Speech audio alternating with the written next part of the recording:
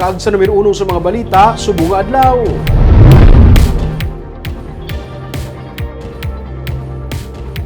Masobra sa 500 ka mga individual ang ipang-evacuate bangod sa natabo nga encounter sa boundary sang Banwa sang Kawayan kag Sipalay City. Isa naman ka soldado ang gid-report nga pilason.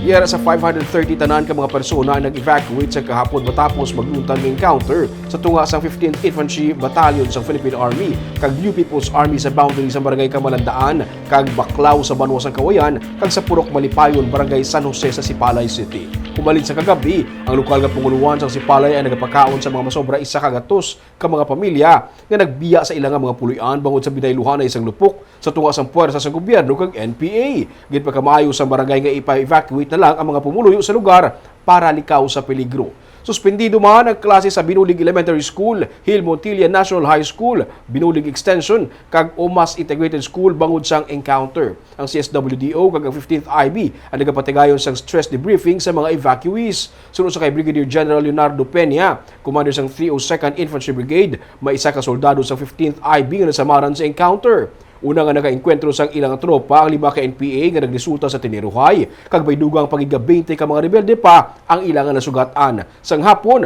may natabo pa nga encounter nga amo naman ang nangin basihan sa pag-evacuate sa mga residente. Ginaulat anay ang assessment sang Philippine Army antes mabalikon ang mga evacuees sa ilang mga puloy-an.